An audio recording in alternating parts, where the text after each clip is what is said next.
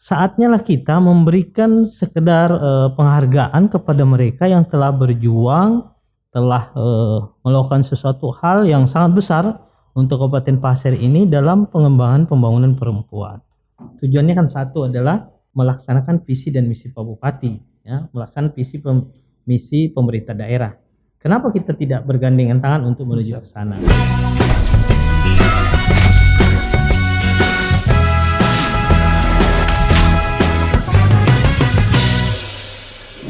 Assalamualaikum warahmatullahi wabarakatuh. Kembali dalam program podcast dari Studio Media Center, Dinas Komunikasi Informatika Statistik dan Persandian Kabupaten Pasir.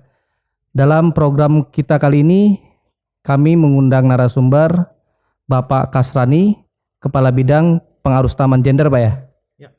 Kepala Bidang Pengarus Taman Gender dan Pemberdayaan Perempuan, dinasnya panjang ini, Dinas Pengendalian Penduduk, Pemberdayaan Perempuan, Keluarga Berencana, Pemberdayaan Perempuan dan Perlindungan Anak. Nah, dengan narasumber kita kali ini kita akan bincang-bincang, kita akan ngobrol tentang peran perempuan dalam pembangunan di Kabupaten Pasir. Langsung aja kita sapa beliau. Assalamualaikum Pak, apa kabar ini Pak? Waalaikumsalam warahmatullahi wabarakatuh. Alhamdulillah, kabar baik. Semoga semua pendengar juga dalam keadaan sehat dan keadaan baik semuanya. Ya. Amin. Langsung aja Pak, Ya. ini terakhir kali kan Pemkab Pasir melalui Dinas Pemberdayaan Perempuan ini memberikan penghargaan 100 perempuan inspiratif ya Pak ya? Iya, betul. Sebenarnya apa maksud dari tujuan itu dan sebenarnya seperti apa sih peran perempuan dalam pembangunan di daerah dan program-program Dinas Bapak ini ke depannya Pak? Siap, makasih. Salah satu yang menjadi sumber, artinya menjadi inisiatif kami untuk melaksanakan penghargaan adalah kita ingin melihat kembali, mereview kembali bahwa bagaimana peran perempuan, ya. Kalau kita berbicara peran perempuan, saya ingin sedikit mengulas tentang kita kenal dengan PUG, pengarus utama gender. Nah, ini yang perlu kita juga luruskan bahwa pengarus utama gender itu bukan perempuan. Pengarus utama gender itu hanyalah adalah strategi bagaimana menyamakan, bagaimana meningkatkan peran perempuan dan laki-laki. Jadi perempuan, laki-laki, orang tua, anak dan disabilitas di situ ya PUG.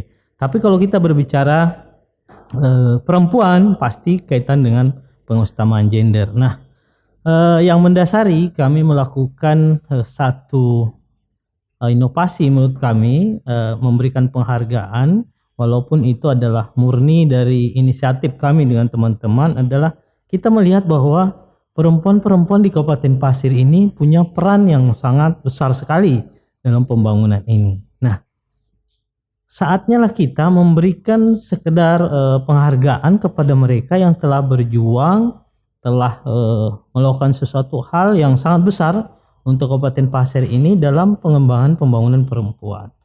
Alhamdulillah dalam waktu beberapa bulan kita buka, kita dapatkan 100 tokoh tersebut. Nah, bagaimana melaksanakan penilaian? Nah, kami sekali lagi bahwa Dinas Pengendalian Penduduk, Keluarga Berencana, Pemberdayaan Perempuan dan Perlindungan Anak itu memiliki mitra-mitra kerja. Ya, mitra-mitra kerja di sini adalah organisasi-organisasi perempuan yang ada di Kabupaten Pasir yang terdata kami itu kurang lebih dari 25 lembaga organisasi. Ini kita coba untuk mereka kita berdayakan. Karena kita tidak mungkin untuk satu persatu mendata ya tokoh-tokoh tersebut. Nah, kita gandeng organisasi-organisasi ini karena memang itu ada di bawah kita, tapi kita tetap melakukan satu strategi bahwa kita harus melakukan kerjasama. Jadi walaupun mereka itu adalah mitra kami tetap melakukan MOU. Jadi kerjasama dengan mereka untuk apa? Untuk menguatkan komunikasi kami ya. Kerjasama kami ini ada MOU dan itu diketahui oleh Pak Bupati. Itu siapa-siapa aja Pak yang dapat penghargaan itu Pak? Ya, jadi alhamdulillah setelah terkumpul dari 100 tokoh itu ternyata luar biasa. Jadi di situ ada yang memang tokoh masyarakat, ada juga yang dari masyarakat biasa, ada yang dari pejabat, kemudian ada yang pensiunan dari pejabat, kemudian ada yang kita tidak mengetahui bahwa seorang tokoh ternyata begitu dibuka profilnya luar biasa dia perjuangannya untuk Kabupaten Pasir. Nah, kita munculkan semua itu kita munculkan dan tentunya adalah melalui organisasi. Jadi, organisasi perempuan lah ya, organisasi perempuan ini yang tergabung dalam GOW, Gabungan Organisasi Wanita, kemudian anggota-anggotanya itu banyak sekali yang 27, kurang lebih 25 itu mereka bergerilya di lapangan mencari. Yang diusulkan itu ada dari intern mereka, tapi ada juga yang dari luar. Ternyata itu ada yang guru mengaji dan ada yang sudah sangat sepuh sekali dan mereka sangat luar biasa senangnya ketika menerima penghargaan itu, apalagi yang menyerahkan penghargaan itu adalah pejabat kita di Kabupaten Pasir. Dan ini tentunya membuat kami merasa yakin bahwa memang perempuan-perempuan Kabupaten Pasir itu punya peran, dan ini yang harus kita berdayakan, harus kita angkat supaya mereka bisa fungsinya adalah untuk menyampaikan ya, untuk memperkenalkan kepada masyarakat, karena kita buat profilnya. Jadi Mas, kita buat profilnya dari saus toko ini, jadi kelak ini akan menjadi bukti sejarah nih untuk anak cucu mereka nanti ke depan bahwa ini katakan orang tua kami atau nenek kami atau ini punya sejarah ya untuk Kabupaten Pasir. Ini tentunya harapan kita akan memicu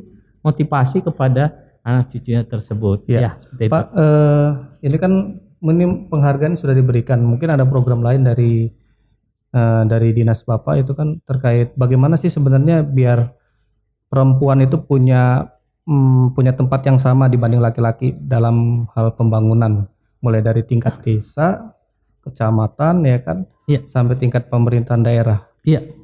Jadi kalau kita berbicara tentang bagaimana meningkatkan peran ini, sekali lagi saya sampaikan bahwa kami tidak bisa bekerja sendiri. Kami bisa bekerja itu bersama-sama dengan semua stakeholder terkait. Artinya di sini adalah kalau kita bicara sekali lagi bahwa kita bicara pengutamaan gender dan pemberdayaan perempuan ini sudah lama sebenarnya kita sudah laksanakan. PUG lahir itu berdasarkan instruksi Presiden nomor 9 tahun 2000, berarti kurang lebih 20 tahun yang lalu sudah diinstruksikan oleh Presiden. Nah, kemudian ditindaklanjuti dengan peraturan PP dan sebagainya. Nah, kalau kita bicara memang tentang bagaimana pemberdayaan perempuan ini, sekali lagi bahwa kita tidak bisa lakukan dengan sendiri. Nah, kalau kita bicara ini maka kami akan berbicara tentang bagaimana dengan kesehatan, bagaimana dengan pendidikan, kemudian bagaimana dengan sosial. Nah, ini kan ada kaitan bagaimana dengan Perindakop, dengan UKM dan sebagainya. Nah, untuk itu kita lakukan strategi pertama adalah kita lakukan MOU ya. Jadi dengan seluruh OPD itu kita lakukan kerjasama. Walaupun mereka sebenarnya tugas mereka itu, tapi kita inginkan agar ini sudah menjadi hal yang sama-sama kita lakukan ya.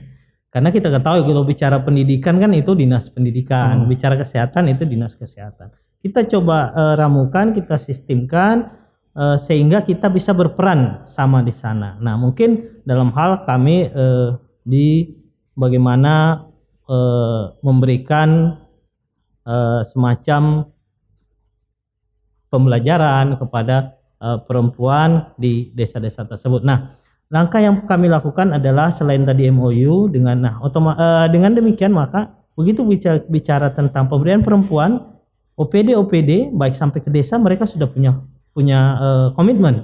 Kita pada tanggal 10 Februari 2020 kita sudah tanda tangani seluruh OPD dan seluruh desa menandatangani komitmen bersama mengoptimalkan gerakan pengutamaan gender dan pemberdayaan perempuan di Kabupaten Pasir. Itu penekanannya di mana? Ya. Bisa program-programnya gimana? Jadi langkah pertama yang kita lakukan adalah untuk membuktikan bahwa OPD dan desa itu punya kepedulian tentang melibatkan perempuan gender ya.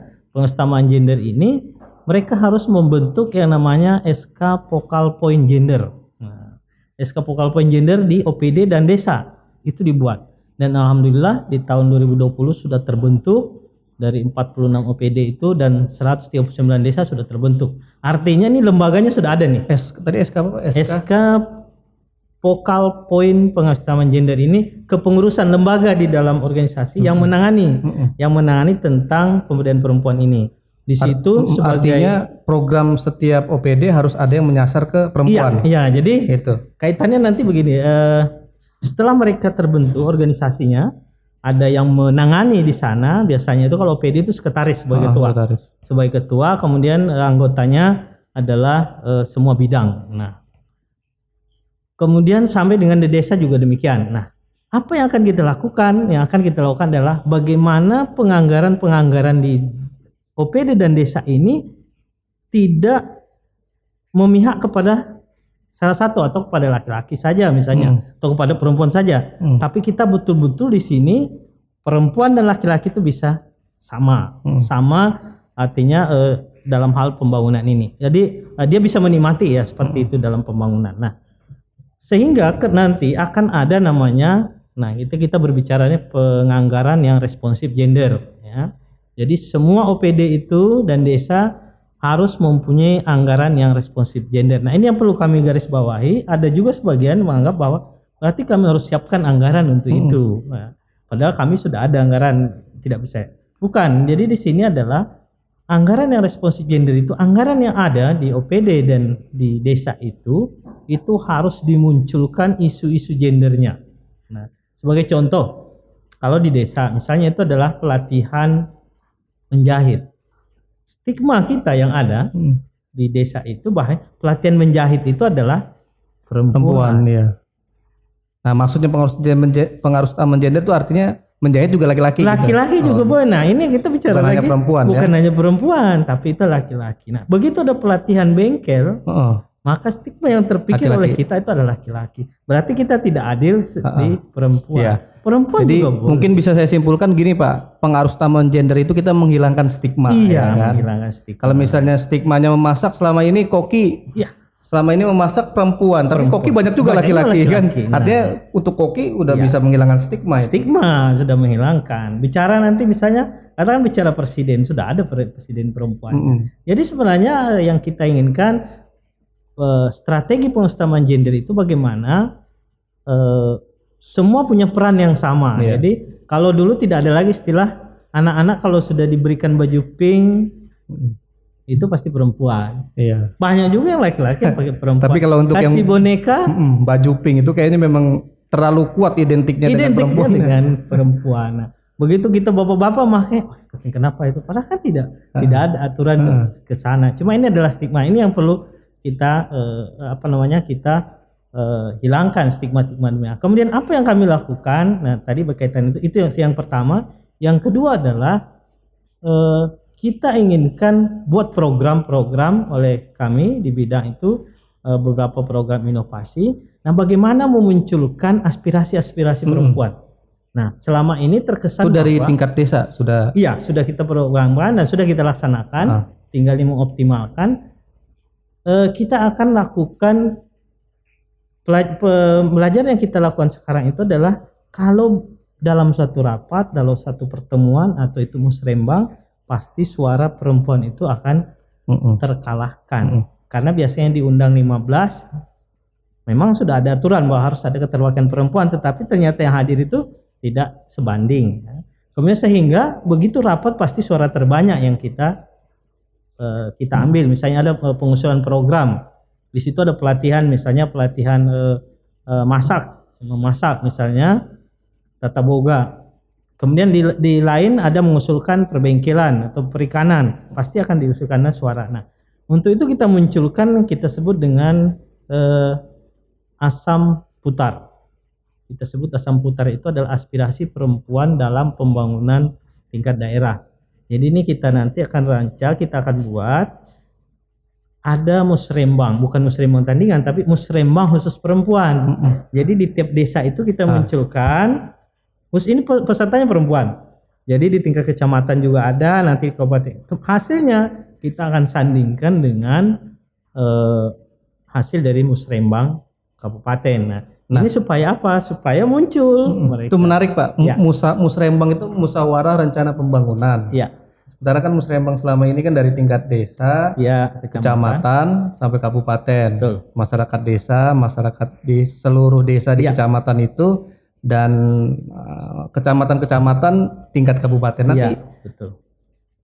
bisa dah kita mau musyawarah perempuan berarti ngumpulkan perempuan semuanya atau gimana nanti rencananya? Ya, jadi kita mekanismenya kita serahkan ke desa. Jadi tentu yang akan hadir itu tentu di sana adalah tokoh-tokoh perempuan dari semua organisasi perempuan yang ada di sana. Ini adalah PKK, kemudian nanti tokoh-tokoh di masyarakat itu ya. Kemudian dikumpulkannya di satu. Apa sih keinginan mereka? Jadi keinginan mereka itulah yang disampaikan. Nah, nanti di akhir nanti tahun kita buatkan buku bahwa ini loh hasil. Misalnya tahun 2021 hasil masukan perempuan sekabupaten Pasir. Itu ini gitu. Baru program pertama ya? Iya, ini tahun kedua nih. Insya Allah ini tahun kedua. Tahun selalu ada musyawarah perempuan. Iya, ini tahun lalu sudah kita lakukan. Nah, ini bagaimana kita bisa lakukan? Sekali lagi bahwa kita tidak akan bisa bekerja sendiri.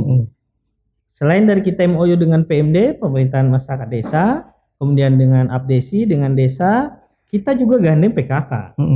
PKK kita ketahui PKK kan ada di setiap desa. Iya. Nah, itu anggota PKK tentu sebagian besar adalah perempuan. Nah, kita coba itu ya sandingkan. Nah, karena berkaitan dengan PKK nanti ada program kami lain yang selanjutnya adalah Sate Puan. Nah, kaitan lagi bahwa ternyata banyak perempuan-perempuan ini adalah menopang kehidupan kesejahteraan keluarga. Ini tidak bisa kita pungkiri dan ini sudah banyak terjadi.